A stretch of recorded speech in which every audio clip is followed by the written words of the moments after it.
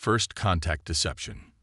The massive Galactic Confederation embassy ship Harmonious Unity hung in Earth orbit like a silvery teardrop, its hull reflecting the blue-white glow of the planet below. Inside the main diplomatic chamber, Ambassador Elena Vasquez of Earth squared her shoulders and faced the assembled alien representatives. 23 different species watched her with expressions ranging from the unreadable to the openly hostile. Honored representatives of the Confederation, Elena began, her voice steady despite the tension thrumming through her body. After careful consideration of your proposal, Earth respectfully declines membership in the Galactic Confederation at this time. A ripple of shocked murmurs passed through the alien delegation.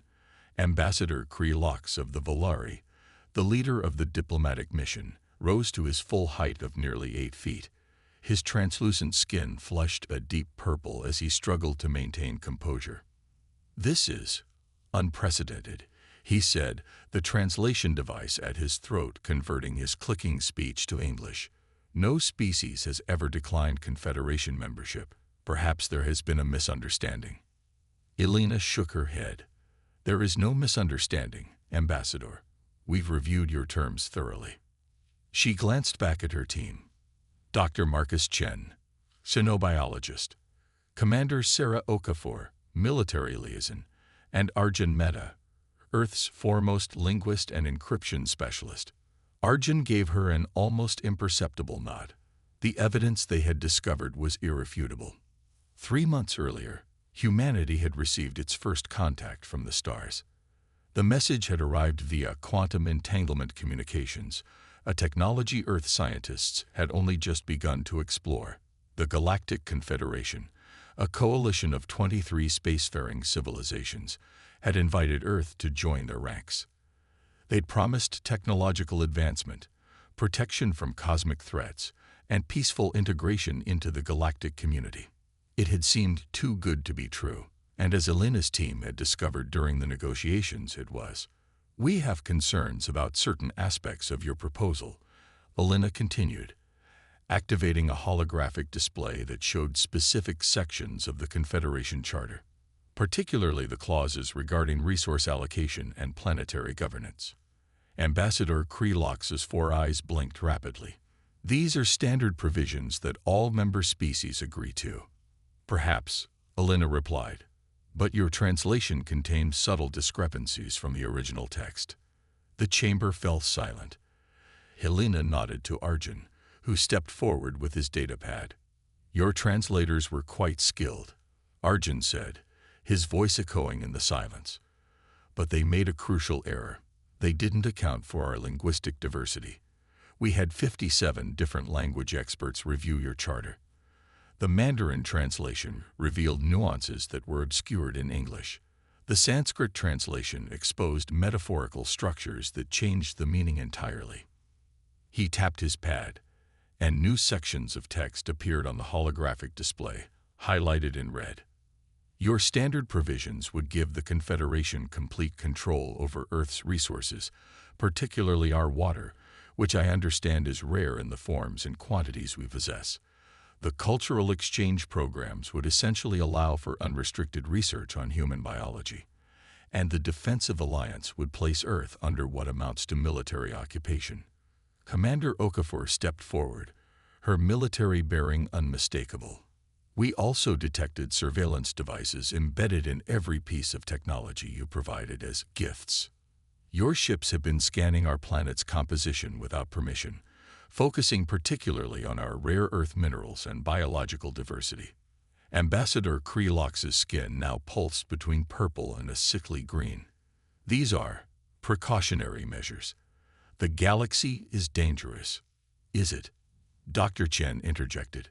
"According to your own database, which you so generously shared with us, the Confederation has enjoyed peace for over 300 years. The only conflicts have been with non-member species who refuse to comply with Confederation guidance." Elena stepped forward again. "We have evidence that the last 7 species to join the Confederation have had their planet's resources stripped, their populations relocated to more efficient habitats, and their cultures effectively erased within 50 years of membership. The chamber erupted into hisses, clicks, and the strange harmonic tones of multiple alien languages. Ambassador Krelox raised all four of his arms, calling for silence. "These are serious accusations," he said, his voice modulator barely keeping up with his agitated speech patterns. "Where did you obtain this information?" Elena smiled thinly. "From your own databases. You generously provided us with access to your historical and cultural archives as a gesture of goodwill. We studied them thoroughly." What she didn't say was that Arjun and his team had also discovered and exploited a security flaw in the Confederation's quantum network, gaining access to diplomatic communications that were never meant for human eyes. "It seems," Elena continued, "that the Confederation has a pattern of identifying resource-rich planets with pre-FTL civilizations, offering them membership, and then systematically exploiting them once they're bound by Confederation law." A smaller alien, a Nexer, according to Earth's briefings, stepped forward. "This is outrageous. You cannot possibly understand the complexities of galactic governance based on a few months of study." "Perhaps not," Elena conceded, "but we understand enough to know that your offer is not in humanity's best interest." The silence that followed was profound. Elena could sense the shift in the room, shock giving way to calculation. These were ancient species, some with histories spanning thousands of years. They weren't accustomed to being outmaneuvered, especially not by a civilization that had only recently discovered nuclear power. Ambassador Krelox finally spoke, his voice now cold and precise. "I regret that you have developed these misconceptions. Perhaps we should adjourn and allow for a period of reflection." "That won't be necessary," Elena replied. "Earth's decision is final. We have already transmitted our findings to every government on our planet. Our ships will be departing your vessel within the hour. We respectfully request that all Confederation forces withdraw from our solar system within 24 hours. "You cannot be serious," a reptilian diplomat hissed from the back of the chamber. "No species has ever." "We are very serious," Commander Okafor interrupted. "And just to ensure clarity, we've taken the liberty of deploying our own surveillance devices throughout this ship and the rest of your fleet. If any Confederation vessel remains in our system after the deadline, we will consider it an act of aggression." The alien delegation erupted again, this time with greater intensity. Ambassador Krelox no longer attempted to calm them. Elena signaled to her team. They had said what they came to say. As they turned to leave, Krelox called out, "Ambassador Vasquez, you are making a grave mistake. The Confederation does not take rejection lightly. There will be consequences." Elena turned back, meeting the alien's four eyes with a steady gaze. "Perhaps, but we've studied your history carefully, Ambassador. The Confederation has never faced a united Earth before. I suggest you review your own databases regarding human determination when threatened. We may be younger than your civilizations, but we are not without resources or resolve." As they walked out of the chamber, Arjun moved closer to Elena. "That went about as expected," he murmured. Elena nodded. "How much time did we buy?" "The quantum network suggests they'll need at least 6 months to assemble a proper pacification fleet. They don't keep many warships active during peacetime." Commander Okafor smiled grimly. 6 months is more than we hoped for. The defense initiatives will be ready." Dr. Chen looked less confident. "Their technology is still centuries beyond ours.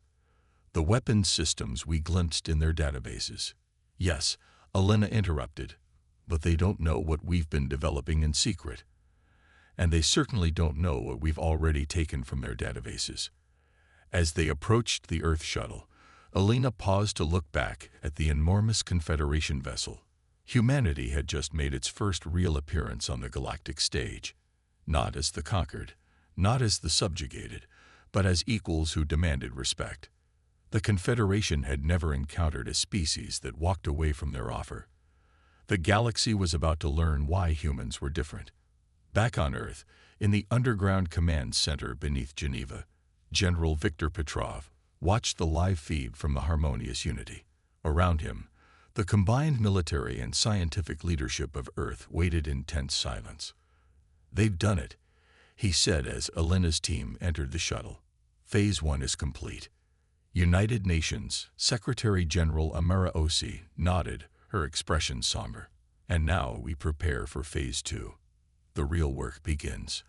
On screens around the room, satellite images showed manufacturing facilities across the planet ramping up production. Deep in mountains and beneath oceans, weapons systems that had been developed in secret were being assembled. The quantum physics laboratories in Beijing, Boston, and Bangalore were working around the clock to reverse engineer the technology that gleaned from the Confederation databases. Humanity had just made its first enemy among the stars, but they had also gained something precious: time and the element of surprise. As the Earth shuttle detached from the harmonious unity, a new chapter in human history began, one where humanity would not be the galaxy's newest victims, but perhaps its most unexpected power. Humanity's countermove. 6 months passed in a blur of frantic activity. Across Earth, former enemies became allies in the face of the greater threat. Nations that had once pointed nuclear weapons at each other now shared technologies and resources. The Confederation's ultimatum, join or face consequences, had accomplished what centuries of diplomacy could not: a truly united Earth.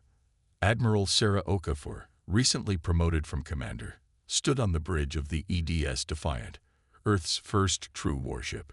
Through the viewscreen, she watched as the massive Confederation fleet emerged from FTL travel at the edge of the solar system, exactly as their intelligence predicted. "They're right on schedule," she said to Captain Jane Rodriguez beside her. 57 ships, heavily armed, just as our intel suggested. Rodriguez nodded grimly. "The fleet we can see, at least. There will be cloaked vessels as well." "Of course." Okafor activated the ship's comm system. "All stations, this is Admiral Okafor. Operation Thunderbolt is now active. I repeat, Operation Thunderbolt is now active." Across the solar system, hidden weapons platforms powered up. On Earth, in lunar bases, and in the asteroid belt, defense systems that had been built in secret came online. The quantum network that humans had covertly accessed for months suddenly lit up with confused Confederation communications. The largest Confederation vessel, a dreadnought-class ship nearly 5 kilometers long, moved to the center of their formation. The communication request flashed on the Defiant's main screen. "Accept," Okafor ordered. Ambassador Krelox's face appeared. His 4 eyes narrowed in what Okafor had learned was an expression of contempt. "Admiral Okafor," he said without preamble, "the Confederation High Council has declared Earth to be in violation of Galactic Security Protocol 7 Alpha. Your planet has illegally accessed restricted information and developed technologies beyond your authorized level. Surrender your defense systems and prepare for occupation." Okafor met his gaze calmly. "Ambassador, I see you've been promoted as well. Congratulations. However, I must inform you that Earth recognizes no authority of the Confederation over our planet or species. We will defend ourselves." Krelox's skin flushed deep purple. "With what? A single warship? Our scans show your vessel is armed with primitive nuclear weapons and basic energy shields. You cannot hope to resist." "Your scans," Okafor replied, "are showing you exactly what we want them to show." She nodded to Rodriguez, who pressed a sequence of commands into his console. Across the solar system, quantum field generators activated, revealing what had been hidden: a defensive network far more extensive than the Confederation had detected. Krelox's eyes widened as his ship's sensors updated. "This is impossible. These technologies are based on principles we discovered in your databases," Okafor finished for him. "You should really improve your encryption. Or perhaps you should have considered that humanity might have talents your species lacks." On Earth, in the Geneva Command Center, Elena Vasquez watched the confrontation unfold alongside Dr. Chen, Arjun Mehta, and the world's leadership. "They're realizing it now," Arjun said softly. The Tachyon burst damaged their sensors more than they thought. They'd been blind to what we've been building. Elena nodded. And they still don't know about our ace in the hole. In space, the Confederation fleet was regrouping, spreading out to encircle Earth's defenses. Krelox's voice was tight with restrained fury as he addressed Okafor again. These improvised defenses change nothing. You have merely prolonged the inevitable. The Confederation has subjugated species far more advanced than yours. Okafor smiled. I don't think you understand, Ambassador. We're not trying to win a war today. We're merely demonstrating that conquering Earth would cost you more than you're willing to pay. On cue, quantum signals flashed from the Defiant to the defense network. Across the solar system, targeted energy pulses disabled the engines of 3 Confederation vessels simultaneously. As you can see, Okafor continued, we've been studying your propulsion systems. Those ships will require significant repairs before they can return to FTL. Krelox's skin pulsed with rage. This action is a demonstration, Okafor interrupted. Nothing more. We could have targeted life support or weapon systems. We didn't. In the Geneva Command Center, General Petrov turned to Elena. It's time for the diplomatic phase. In the Geneva Command Center, General Petrov turned to Elena. It's time for the diplomatic phase. Elena nodded and stepped forward as her image replaced Okafor's on the communication with Krelox. Ambassador, she said, her voice calm but firm. I believe we should discuss terms. Krelox's 4 eyes blinked in surprise. Terms? You are in no position to dictate terms.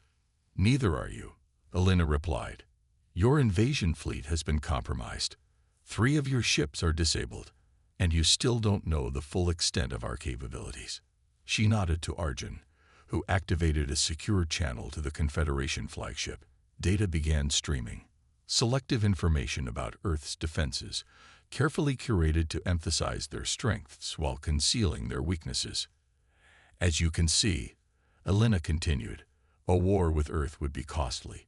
You might eventually win through sheer numbers, but the price would be high. Higher than the resources you hope to extract from our planet would justify. Krelox was silent for a long moment, his skin shifting through various colors as he processed this new information. What do you propose? He finally asked. A new kind of relationship, Elena said. Not membership, but alliance. Equal partners with mutual respect. We keep our sovereignty. You gain a trading partner rather than a subject world. The Confederation does not form alliances with single planets.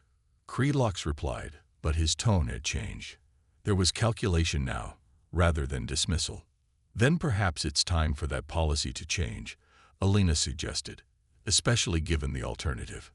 On cue, the quantum network lit up again as Earth's hidden fleet of smaller vessels emerged from behind the moon, demonstrating yet another layer of defenses the Confederation had failed to detect. In the tense hours that followed, a new reality emerged in the galaxy. The Confederation fleet withdrew to a neutral position. Emergency sessions were held among the Council of 23, and for the first time in its 3,000-year history, the Galactic Confederation faced a pre-FTL civilization that had forced it to negotiate rather than conquer. 6 weeks later, in a ceremony broadcast to every corner of Earth and to thousands of worlds across the galaxy, Elena Vasquez and Krelox signed the Earth Confederation Treaty. Not a surrender, not a subjugation, but a true diplomatic agreement between equals. As the ceremony concluded, Krelox approached Elena privately. You must understand, he said quietly, that this is unprecedented. Many in the Confederation are disturbed by these events. Elena nodded. Change often is disturbing, but sometimes necessary. There is something I must know, Krelox continued. How did you do it? How did a species barely a century into the atomic age manage to counter technologies we've refined for millennia? Elena smiled slightly. Perhaps we had advantages you didn't consider. You've been at peace so long, you've forgotten how to think like warriors.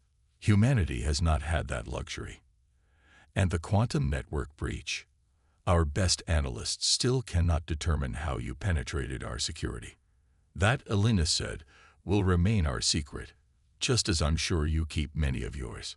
As Krelox departed, Admiral Okafor joined Elena at the window overlooking the United Nations Plaza, where crowds celebrated the historic treaty. Do you think they'll honor it? Okafor asked. For now, Elena replied. They're pragmatists, and we've made conquering us too expensive. But long-term. Elena watched as Krelox's shuttle ascended toward the Confederation vessels in orbit. Long-term, we continue building our defenses. We learn everything we can from this engagement, and we prepare for the next challenge. Okafor nodded. The intelligence we gathered suggests there are other powers in the galaxy, some perhaps not as diplomatic as the Confederation. Yes, Elena agreed, but we've made our first stand. We've shown the galaxy that humanity won't be easily subjugated. In the depths of space, as the Confederation fleet departed the Sol system, Krelox stood on the bridge of his flagship, contemplating the small blue world diminishing behind them. For the first time in his long career, he had failed to bring a world into the Confederation fold. Yet strangely, he felt a grudging respect for these humans who had dared to defy the established order of the galaxy. The High Council would not be pleased, but perhaps there was wisdom in this new approach. Perhaps, after 3,000 years of stagnation, the Confederation needed the challenge these humans represented. As Earth vanished from view, Krelox made a decision. He would argue for true alliance with these humans, rather than seeking ways to undermine their independence. Because in their defiance, in their resourcefulness, he had glimpsed something the Confederation had lost long ago.